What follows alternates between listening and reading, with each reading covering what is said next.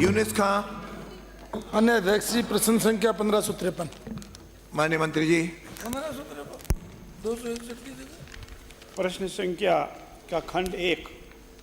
जी हाँ, नवगठित जिलों के संबंध में अंतिम निर्णय हो जाने के फलस्वरूप सरकार डीडवाना कुचामन जिले की आम जनता को राहत देने के लिए जिला मुख्यालय डीडवाना में मिनी सचिवालय एवं कलेक्ट्रेट भवन का निर्माण करवाए जाने का विचार रखती है। इसके लिए जिला कलेक्टर डीडवाना कुचामन द्वारा उपयुक्त भूमि के प्रस्ताव राजस्व विभाग को भिजवाए गए हैं। आवंटन के जाने के उपरांत मिनी सचिवालय अथवा कलेक्ट्रेट भवन के निर्माण की कार्य योजना प्रारंभ की जाएगी।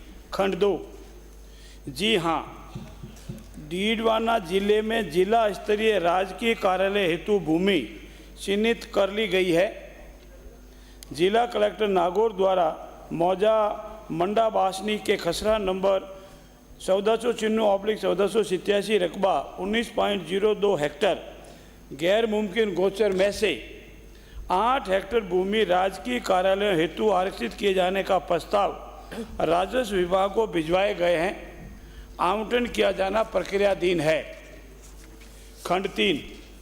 नवगठित जिला मुख्यालय डीडवाना में 26 जिला स्तरीय कार्यालय स्वीकृत नहीं होने के कारण उनका संचालन किया जाना शेष है, बाकी सबका हो रहा है, जिसकी लिस्ट परिशेष पर अवलोकनीय है। उक्त कार्यालय का संचालन संबंधित विभाग द्वारा स्वीकृति उपरांत किया जाएगा। धन्यवाद। माननीय अध्यक्ष सदस्य।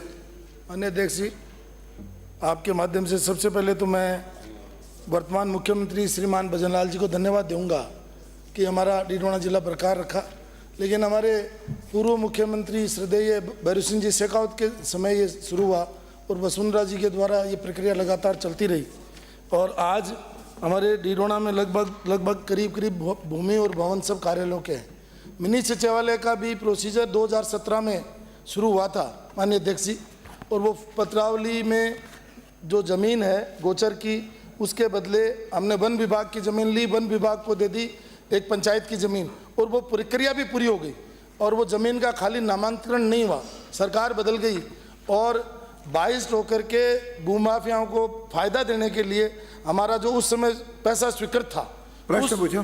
प्रश्न, क्या सरकार जो पूर्ववर्ती वसुंधरा राजे जी की सरकार में मिनी सचिवालय की बाकायदा फाइल चली थी, जिसकी प्रतिलिपि में माननीय मंत्री जी को बाद में मुहैया करवा दूंगा, क्या सरकार उस भूमि पर मिनी सचिवालय बनाने का विचार रखती है? एक। दूसरा, चूंकि ये जिला बनने से पहले जिला कलेक्टर नागौर ने चिट्ठी भेजी है और उसने ये ज़मीन भेजी है और उसकी जांच करवाएंगे क्या?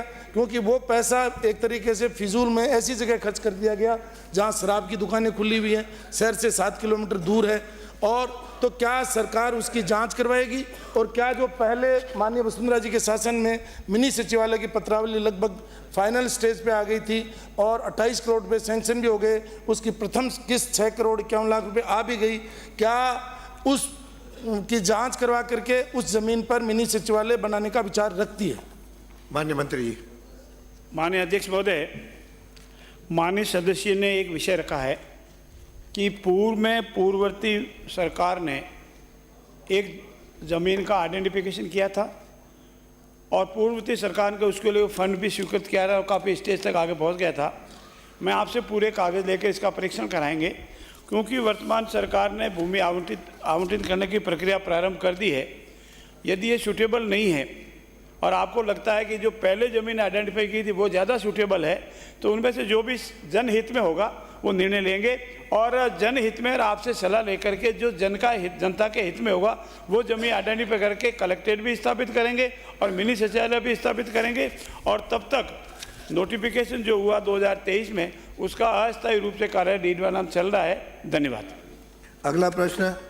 बस सप्लीमेंट्री एक और। पूछिए। माननीय अध्यक्ष, मैं मंत्री जी को धन्यवाद दूंगा और आपके माध्यम से आग्रह करूंगा कि हमारे पास 580 बीघा जमीन और है, इसके अलावा भी राज्य सरकार की पड़ी है, 3 जगह जमीन पड़ी है, जनहित में जो हो उसमें कोई, बस मैं ये एक निवेदन कर दूं, क्या सरकार कमेटी बना करके उनका परीक्षण करवाना चाहेगी? बस इतना सही से। माननीय मंत्री जी। सरकार के अधिकारी जिला कलेक्टर से लगा करके सभी सक्षम हैं। हम जनहित में जो भी होगा और जिन जनप्रतिनिधियों की सलाह लेनी आवश्यक होगी उन जनप्रतिनिधियों की सलाह जरूर लेंगे, लेकिन सरकार के अधिकारी, वरिष्ठ अधिकारी इसमें परीक्षण करके जनहित में जो भी निर्णय होगा वो जरूर करेंगे। धन्यवाद।